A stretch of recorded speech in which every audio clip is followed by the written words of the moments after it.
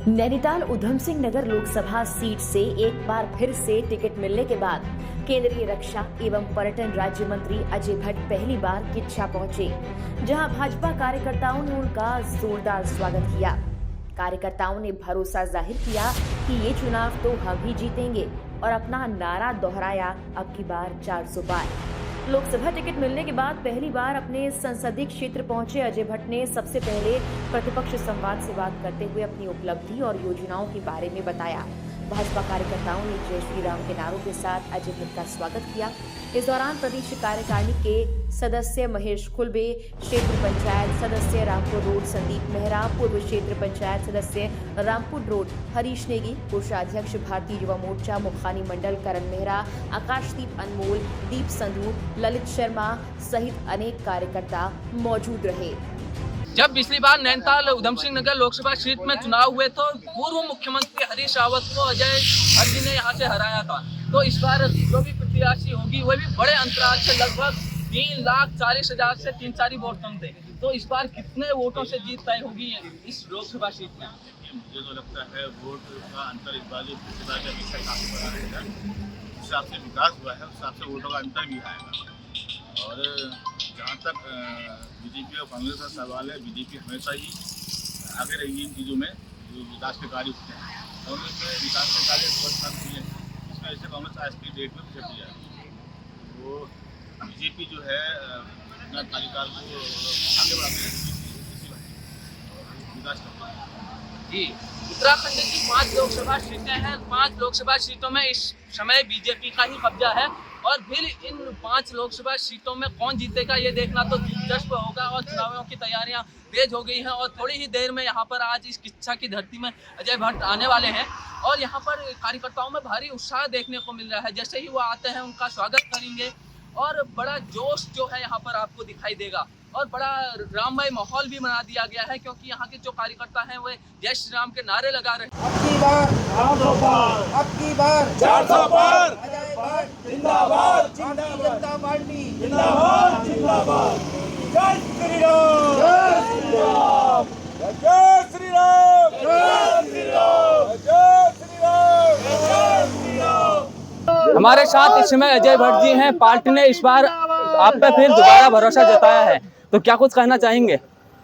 मैं अपने केंद्रीय नेतृत्व का आभार प्रकट करता हूं कि उन्होंने पुनः मुझे यहाँ पर कैंडिडेट बनाया है और अपने राज्य के नेतृत्व का आभार प्रकट करता हूं और नैनीताल और उधम सिंह नगर की जनता का करता हूं कि उन्होंने इतना प्यार दिया है। आज मैं पहली बार यहाँ आया हूँ। जगह जगह पर आप देख रहे हैं सारे युवक और सारे बुजुर्ग, तरुण, सब लोग एक साथ मिलकर हमारी जगह पर खड़े होकर पहले इतना असीम प्रेम दिया 5 सालों तक लगातार।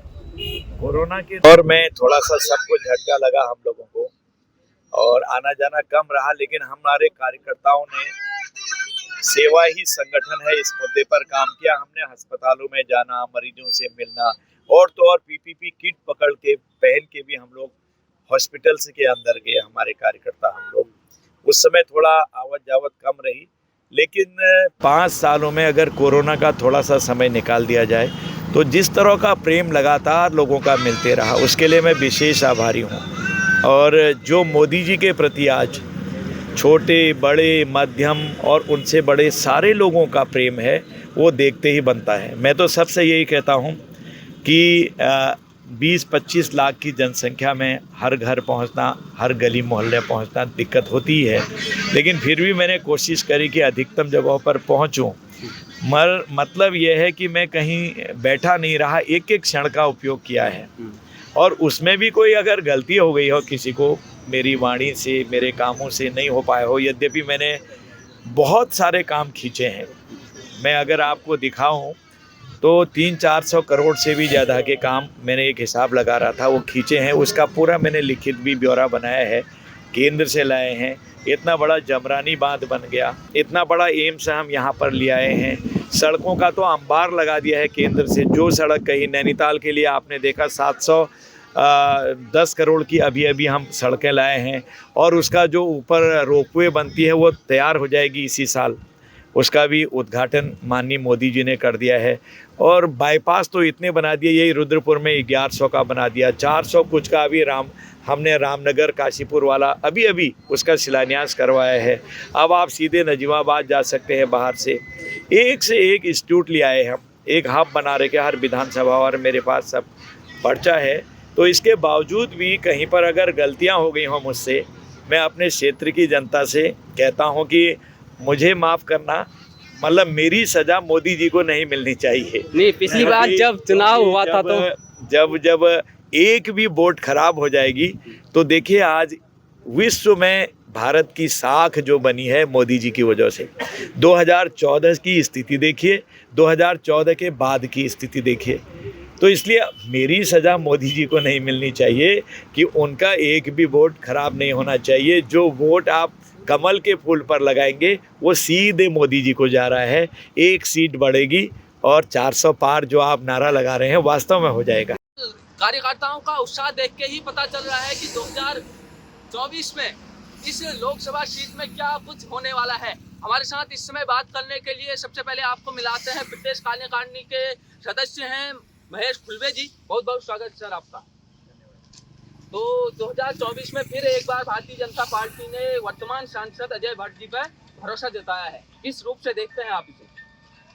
क्षेत्र की जनता की जो इच्छा है उसको पार्टी ने सम्मान दिया है, और जो एक कर्मठ कार्यकर्ता हैं उनको तो पुनः उतार करके दिन रात कार्यकर्ताओं के लिए जनता के बीच में लगातार बने रहते हैं, उनको पुनः उतार करके पार्टी ने जनता के प्रति सम्मान बिल्कुल। इस बार 2024 में एक बार फिर देश में राममय माहौल बना हुआ है, तो राम मंदिर से कितना फायदा बीजेपी को मिलने वाला है और किस रूप से आप इसे देख रहे हैं? राम का आशीर्वाद तो व्यक्ति के ऊपर है, तो भारतीय जनता पार्टी ऊपर तो विशेष रूप से होगा, क्योंकि भारतीय जनता पार्टी ने लोगों की आकांक्षाओं के अनुरूप राम मंदिर बनाया है, तो स्वाभाविक है कि हमें आशीर्वाद मिलेगा राम का। जी, आप इस समय किच्छा में हैं, तो किच्छा में इस बार कांग्रेस के जो यहाँ के विधायक हैं तिलकराज गेहड़ जी, कांग्रेस कहती है कि इस बार वह उनके प्रमुख दावेदार इस समय हो सकते हैं। अगर वह होते हैं आपके क्षेत्र से तो कितने मजबूत प्रत्याशी आप उन्हें भी देखते हैं, या किस रूप से आप उन्हें टक्कर दे पाएंगे?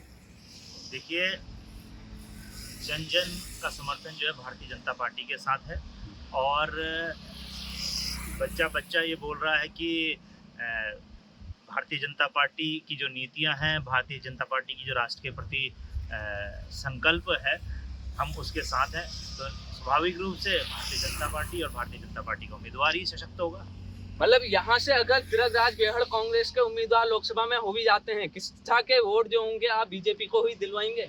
बिल्कुल बीजेपी को मिलेंगे, पूरा विश्वास? बिल्कुल पूरा विश्वास है, पूर्ण विश्वास है। इस विश्वास का क्या कारण है, ये बताइए थोड़ा। हमारे विकास के कार्य जो भारतीय जनता पार्टी ने व्यापार को बढ़ाने के लिए, देश की सुरक्षा को बढ़ाने के लिए ये हैं, और वो लोगों के सामने हैं। ये कोई खाली नारे और चुनावी बातें नहीं है। भारत आज दुनिया की 5वीं अर्थव्यवस्था है, ये छोटी बात नहीं है, और बड़ी बड़ी अर्थव्यवस्थाओं को हरा करके आगे बढ़ी है। तो ये अब दुनिया की तीसरी अर्थव्यवस्था बनने की तैयारी कर रही है। ये क्या छोटी बात है? तो ये कोई एक व्यक्ति तो कर नहीं सकता, ठीक है? तो जो देश इतना आगे बढ़ा है तो वो नीतियों के कारण बढ़ा है, कार्यक्रमों के आधार पर आगे बढ़ा है। जन जन की जो चिंता करने वाले हमारे प्रधानमंत्री मोदी जी हैं, तो उनके कारण आगे बढ़ा है। तो 100% स्वाभाविक है कि हमें ये वोट मिलेगा। जी बिल्कुल, यहाँ के स्थानीय जो कार्यकर्ता हैं और प्रदेश के कार्यकारिणी सदस्य थे हमारे साथ महेश खुलवे जी, तो इन्होंने कहा कि भारतीय जनता पार्टी के कामों के आधार पर जनता उन्हें वोट देगी। हमारे साथ क्या नाम हुआ सर आपका? मेरा नाम संदीप मेहरा है, मैं क्षेत्र पंचायत सदस्य हूँ और भाजपा का पुराना कार्यकर्ता भी हूँ।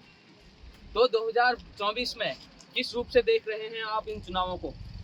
देखिए, 2024 में इस बार भाजपा का जैसे पहले था उससे कई गुना ज़्यादा पक्ष भारी है, क्योंकि इस बार सारा युवा भी पहले से ज़्यादा भाजपा के साथ है। और जो इस बार हमारा राम मंदिर बना, उससे भी हमारे युवा को बहुत जोश है। जो हर एक हिंदू का बहुत सपना था, पूरा पुराने टाइम में सपना था, वो भाजपा सरकार ने हमारा साकार किया है। तो हर एक हिंदू हमारा बिल्कुल भाजपा सरकार के साथ बिल्कुल डट के खड़ा है इस बार। तो इस बार हमारी सरकार तो 400 पार जाएगी। जय श्री राम, जय श्री राम, जय श्री राम, जय श्री राम। तो आप देख सकते हैं यहाँ पर जय श्री राम के नारे लग रहे हैं। और आप जैसा इन्होंने बताया कि 400 बार मोदी सरकार की एक खासियत रही है कि सबसे पहले उन्होंने कहा कि मोदी सरकार, एक बार मोदी सरकार, दूसरी बार आए तो फिर कहा एक बार फिर मोदी सरकार। तो इस बार तो बड़ा नारा दे दिया कि इस बार 400 पार। अब देखना ये दिलचस्प होगा कि 400 पार किस रूप से हो पाएंगे।